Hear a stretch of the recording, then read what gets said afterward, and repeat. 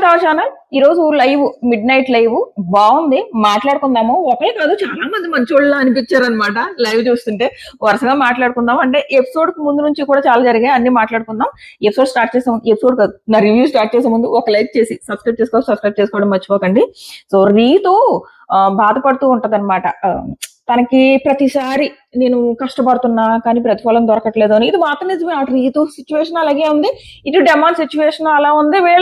వీళ్ళకి తెలియకుండానే, వీళ్ళ తప్పు లేకుండానే బయట చాలా విషయాల్లో నెగిటివ్ అయ్యారు. అందులో ఒకటి ఆ కళ్యాణ్ వెనుపోటు పొడిచారన్న కాన్సెప్ట్ ఒకటి వచ్చేసింది. అప్పుడే బాగా నెగిటివ్ అయిపోయారు వాళ్ళు. అక్కడ వెనుపోటు లేదు, ఏం లేదు. పాపం వాళ్ళు ఏదో వాళ్ళ స్ట్రాటజీతో వాళ్ళు కళ్యాణ్ స్ట్రాంగ్ పర్సన్ కదా అని తీసేయాలని అనుకున్నారు. అది కాస్త ఎటో పోయి ఎటో అక్కడ నెగిటివ్ వచ్చింది. అదే చెప్తుంది రీతు. ఇలాగా అప్పుడేమో నన్ను బ్యాక్ స్టాబ్ అన్నారు, ఎవరో మిగిలిన వాళ్ళు ఎవరో ఇలాగ తీయట్లేదా స్ట్రాంగ్ పర్సన్స్ ని, అప్పుడు మేము చేస్తేనేమో ఇలా అన్నారు. నాకు ఎప్పుడు కళ్యాణ్ ఆ ఫ్రెండ్స్ కి ఎప్పుడు మంచి చేసినా ఇలాగే అవుతుంది. నేను అప్పుడు కూడా కళ్యాణ్ కి మంచి చేయాలనుకుని కళ్యాణ్ దగ్గరికి వెళ్ళి అడిగితే అప్పుడు కళ్యాణ్ నుంచి ఆన్సర్ రాలేదు. రాకపోవడం వల్ల నేను అలా చేశాను. అప్పుడేమో వెన్నుపోటు అని పేరు వచ్చింది, ఇక్కడేమో నేను డెమాన్కి డబ్బులు ఇచ్చి ఇక్కడ కూడా నాదే తప్పు అన్నట్టు వచ్చింది అని చెప్పేసి ఆ అమ్మాయి ఫీల్ అవుతుంది.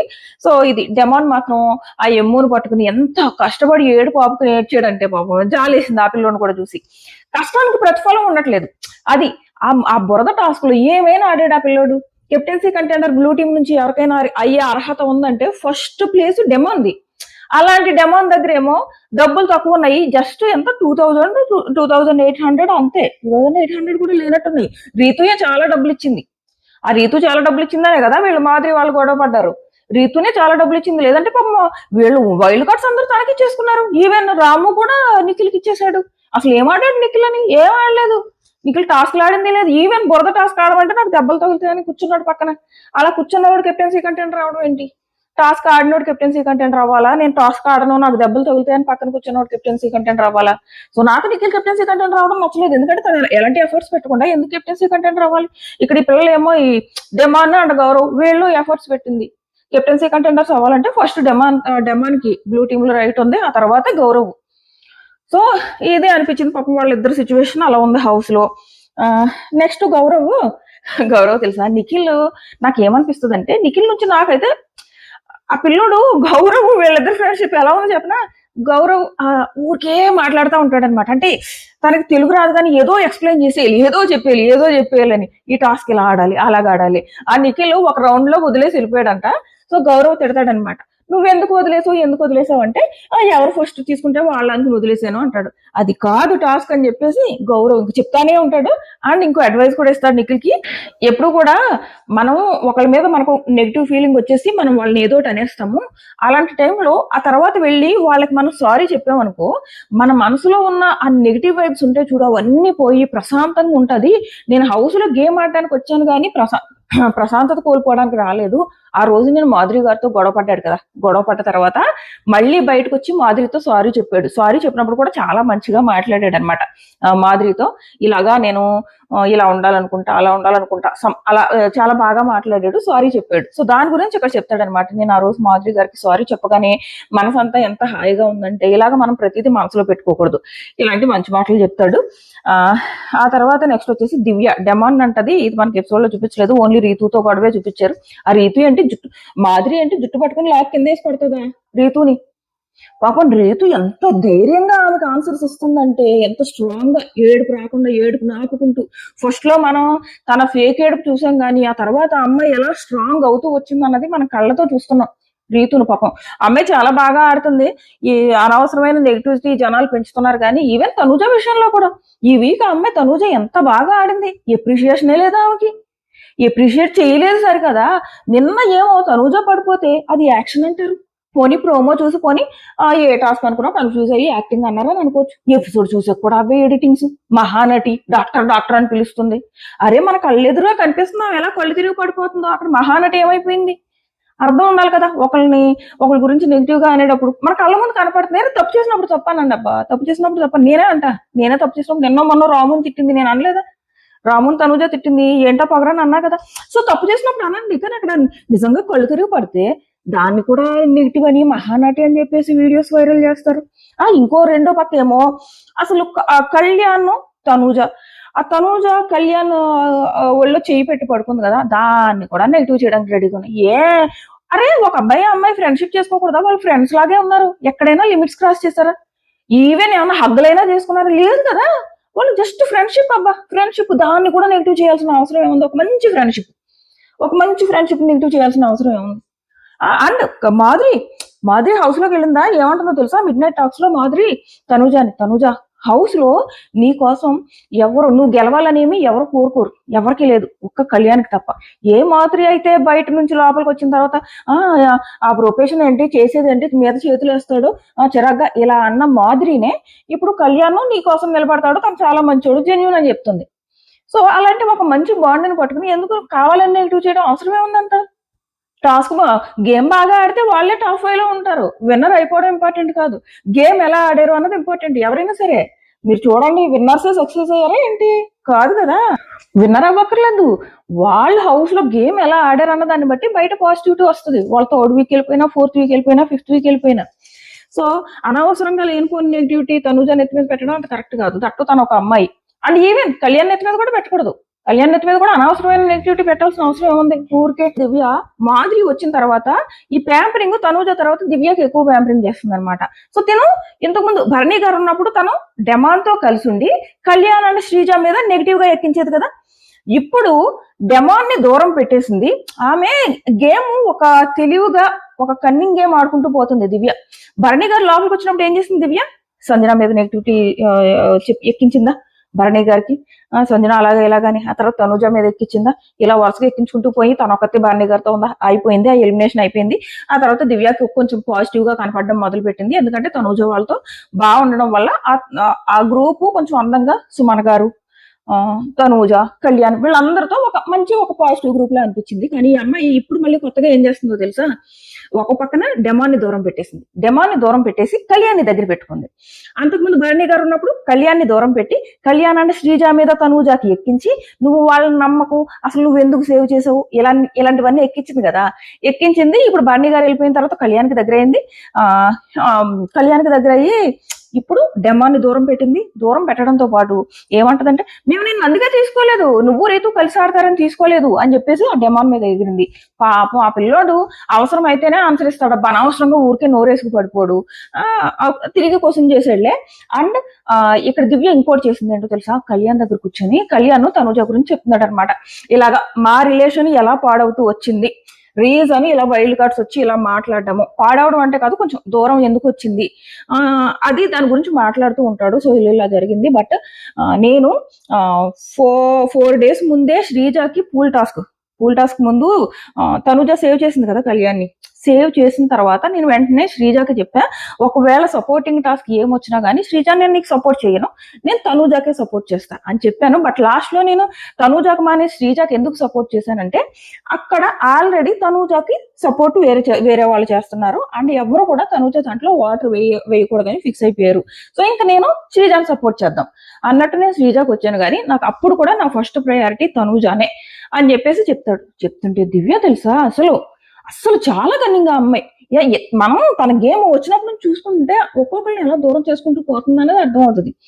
సంజనాని భరణి గారు దూరం చేసిన ఆ రౌండ్ అయిపోయింది. Bharani garu after Bharani elimination, before Bharani elimination అనుకుంటే ఆఫ్టర్ భరణి ఎలిమినేషన్ ఒకటి అయిపోయింది అనుకో, ఒక part 1. ఇప్పుడు కళ్యాణ్తో ఏం చెప్తుందంటే తనూజ గురించి నెగిటివ్ గా ఎక్కిస్తుంది. ఇక్కడ తనూజ అంట, అసలు తనూజ చేతులడ్డు ఉంది కదా, చేతులడ్డు తినిపించి హోస్ట్ ముందు చెప్పాల్సిన అవసరం ఏంటి? హోస్ట్ ముందు ఇంకోటి ఏదో కూడా చెప్పిందంట. అప్పుడు కూడా ఎందుకు హోస్ట్ ముందు ఎందుకు చెప్పాలి? నువ్వు ఫ్రెండ్ అయినప్పుడు వచ్చి నీ పక్కన కూర్చొని చెప్పాలి కదా అని ఎక్కిస్తుంది. నీ ఫ్రెండ్ నిజంగా నీ ఫ్రెండ్ అయితే నీ ముందు కూర్చొని చెప్పాలి, కానీ చేతులడ్డు తినిపించి హోస్ట్ ముందు ఎందుకు చెప్పాలంట? హోస్ట్ ముందు చెప్పడానికి మనకు కళ్ళు కనపడలేదా? 75 కెమెరాస్ ఉన్నాయి. పోస్ట్ ముందు చెప్పకపోయినా మనకు కనపడుతుంది అక్కడ ఏం జరుగుతుందో. ఇక్కడ సేమ్ ఇంతకు ముందు కళ్యాణ్ని తనూజ ఎలా బ్యాక్ చేసుకుంటూ వచ్చిందో ఇప్పుడు సేమ్ దివ్య మాటలను అసలు పట్టించుకోలేదు అండ్ బ్యాక్ చేసుకుని వచ్చాడు. అంటాడు, లేదు తనూజ అక్కడ నాకు చేతులడ్డు తినిపిస్తానని ముందే చెప్పింది. అండ్ ఆ ముందు రోజు కన్ఫెషన్ రూమ్ వీడియోస్ వేశారు కదా, లాస్ట్ టైం ఏమైంది? 2 days జరిగింది షూటింగ్. సో ఫ్రైడే జరిగిన షూటింగ్ మనకు సాటర్డే టెలికాస్ట్ అయింది. సాటర్డే కదా, ఫ్రైడే జరిగిన షూటింగ్ లో ఈ కన్ఫెషన్ రూమ్ వీడియోస్ వేశారు. ఆ తర్వాత సాటర్డే ఏమో దివాళీ ఎపిసోడ్ జరిగింది. 1 డే గ్యాప్ ఉంది కదా మధ్యలో 1 నైట్. సో అప్పుడే తనూజ చెప్పిందంట, అలాంటివి ఏమీ పట్టించుకోకు, నువ్వు నార్మల్ గా ఉండు అని చెప్పిందంట. నాకు ముందే తెలుసు కావాలనే వేసింది తను, అందులో తప్పేం లేదు అని చెప్పేసి బ్యాక్ చేసుకుని వచ్చాడు. నాకు అనిపించింది మంచి పని చేసావు అయ్యో బాబు, వేరే వాళ్ళ చెప్పుడు మాటలు వినకో అని అనిపించింది అనమాట. నాకు అసలు దివ్య నచ్చలేదు. నువ్వేమో తనూజ దగ్గర కూర్చుని తనూజతో ఏమో ఫ్రెండ్షిప్ చేస్తావా, ఎదురుగా తనూజ అంటూ ఫ్రెండ్షిప్ చేస్తావు. నువ్వు తనూజతో ఫ్రెండ్షిప్ చేస్తున్నావు కాబట్టి మాధురి నీకు సెకండ్ ప్రిఫరెన్స్ ఇస్తుంది, లేదంటే ఇవ్వదు. తన ఫస్ట్ ప్రిఫరెన్స్ ఎవరు? మాధురికి తనూజ. రీజన్స్ ఏమైనా కానివ్వండి, బయట తనూజ పాజిటివ్ గా ఉందని కావచ్చు, మేబీ తనూజకి ఫ్యాన్ బేస్ ఎక్కువ ఉందని కావచ్చు, ఏ రీజన్ వల్ల అయినా కానీ మాధురి తనూజతోనే ఉండాలని ఫిక్స్ అయిపోయింది అబ్బా. తన హౌస్ లోకి వచ్చే ముందే ఫిక్స్ అయిపోయి వచ్చింది, తన మాటలను బట్టి అర్థమవుతుంది. సో తను తనూజతో ఉండాలి అని ఫిక్స్ అయిపోయింది. అండ్ ప్రేమ అయితే చూపిస్తుంది, అది నిజం ప్రేమ అబద్ధం ప్రేమ అన్నది పక్కన పెడితే ప్రేమ అయితే చూపిస్తుంది. ఫుడ్ తినిపిస్తుంది, ఆ ఫుడ్ తినిపిస్తూనే అంటది అనమాట, ఒంట్లో బాగాలేదు కదా, ఆ ఫుడ్ తినిపిస్తూనే అంటది, నీ కోసం ఆలోచించేది ఓన్లీ కళ్యాణ్ మాత్రమే, ఇంకెవరు కాదని. అలాంటి మాదిరి దివ్యాకి సెకండ్ ప్రిఫరెన్స్ ఎందుకు, సెకండ్ కూడా కాదు థర్డ్ అనుకో, సెకండ్ ప్రిఫరెన్స్ తన కళ్యాణ్కి ఇచ్చుకుంటుంది, థర్డ్ అనుకో. ఆ ప్రిఫరెన్స్ ఎందుకు ఇస్తుందంటే దివ్య కళ్యాణ్ అని తనూజతో ఉంటున్నది కాబట్టి, లేదంటే ఇవ్వదు, ఎప్పుడు తోసేస్తుంది పక్కకి మాధురి. సో అక్కడేమో తనుజ వాళ్ళ దగ్గర మంచిగా యాక్ట్ చేస్తుందా, ఇక్కడ వచ్చేసి కళ్యాణ్ దగ్గరకు వచ్చేసి తనుజ మీద ఎక్కేస్తుంది. ఎంతవరకు కరెక్ట్? మీకు ఏమనిపించింది? లైవ్ చూసిన వాళ్ళు మీ ఒపీనియన్ ఏంటని చెప్పండి. నేను ఎగ్జాక్ట్ ఏం చెప్పానో అవే అక్కడ తనుజ అంది. నా మాటలు విన్న తర్వాత కూడా మీకు దివ్య బిహేవియర్ ఎలా అనిపించింది అన్నది కూడా కామెంట్ చేయండి. నెక్స్ట్ వచ్చి ఈవెన్ డెమాన్ మీద కూడా నిన్ను అందుకే తీసుకోవాలనుకోలేదు, నిన్ను అందుకే మేము ఒకసారి కూడా అడగలేదు, మిగిలిన వాళ్ళందరినీ అడిగాం అని అనవసరంగా డెమాన్ మీద అరుపులు, రీతు మీద అరుపులు, మాధురితో పాటు దివ్య కూడా రీతు మీద లైవ్ లో టార్చర్ పెట్టారు పాపం మా పిల్లని. మనకి ఎపిసోడ్ లో పెద్ద కనపడలేదు కానీ లైవ్ లో వీళ్ళిద్దరూ కలిపి ఆ రీతిని బాగా టార్చర్ పెట్టారు పాపం. ఏడుస్తానే ఉంది, ఆ మనీ ఇచ్చిన తర్వాత ఎంతసేపు ఏడుస్తానే ఉంది. Non stop targeting, non stop poking చేస్తానే ఉన్నారు, పోక్ చేస్తానే ఉన్నారు. చూసారు కదా మంచం మీద కూర్చున్న మాటలు, జుట్టు పట్టుకుని వంగడి తీసి కొడుతున్నా అంటుంది. ఏదో పొలిటికల్ ప్రెస్ మీట్లో మాట్లాడతారు చూడు మాధురి, ఆ మాటలన్నీ హౌస్ లో మాట్లాడుతుంది. సో పాప మా రీతు కాబట్టి తట్టుకుంటుంది. నెక్స్ట్ వచ్చేసి ఈ రమ్య గోల ఏంటంటే తనూజాకి దగ్గర అయిపోయింది మాధురి అని. తను ఆల్రెడీ ప్లాన్ చేసుకుని వచ్చిందమ్మా, తనూజాతోనే ఉండాలని తను ఆల్రెడీ బయట నుంచే ప్లాన్ చేసుకుని వచ్చింది మాధురి, అందుకే తను తనూజాతోనే ఉంటుంది, అది ఆ ప్లాన్ ఫిక్స్. అందుకే స్టార్టింగ్ లో సంజన వచ్చేసి తనుజ గురించి మాధురికి ఎక్కించడానికి ట్రై చేస్తే ఆమె ఎక్కించుకోలేదు, ఎందుకంటే తను ఆల్రెడీ ఒక క్లియర్ మైండ్ సెట్ తో వచ్చింది. నేను తనుజతో ఉంటే బయట నాకున్న నెగిటివిటీ పోతుంది, సో నేను నా పాజిటివ్ వేలోకి వెళ్తాను అని ఏదో ఆలోచించుకుందా ఆమె, అందుకు అలా చేస్తుంది. ఇక్కడ రమ్య గురించి మాట్లాడుతుంది కదా, రమ్య వచ్చేసి నువ్వు నాతో ఉండట్లేదు, నాకు దూరం అయిపోయావు అని చెప్పేసి అంటుంది. నువ్వే కదా నేను బాండ్స్ పెట్టుకోను, ఇండివిజువల్ గా ఆడతానని ఏవో నీతులు చెప్పావు, ఇప్పుడు ఎందుకు మళ్ళీ తనుజ బాండ్స్ పెట్టేసుకుంది, బాండ్స్ పెట్టుకుని ఆ సపోర్ట్ తో ముందుకెళ్ళిపోతుంది అంటున్నావు, మరి నువ్వెందుకు పెట్టుకుంటున్నావు బాండ్స్?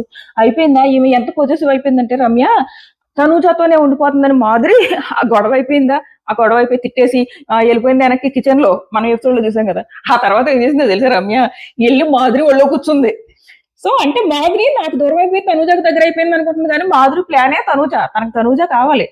సో ఇది అర్థం అవట్లేదు రమ్యకి. నేను ఎపిసోడ్ లో ఒక పాయింట్ చెప్పడం మర్చిపోయాను, మొన్న దివ్యాని బాడీ షేమింగ్ మామూలుగా చేయట్లేదు సంజన, తన బాడీ అమ్మ, తను ఏం చేసుకుంటది, తనకు అది ఏమంటారు, ఎవరి బాడీ వాళ్ళకి దేవుడిచ్చింది, దానికోసం ఏంటి ఆ కామెంట్స్ అసలు ఏంటంటుంది, డ్రమ్ములాగా మీద పడిపోతుందని తీసేసాను దివ్య అని అంటుంది. అక్కడ అవుట్ చేస్తుంది కదా, ఆ డ్రమ్ములా మీద పడిపోతుందని తీసేసాను. ఏంటో మాటలు చూపిస్తానే అసలు ఖచ్చితంగా నాకు సార్ క్లాస్ పీకాలి ఈరోజు.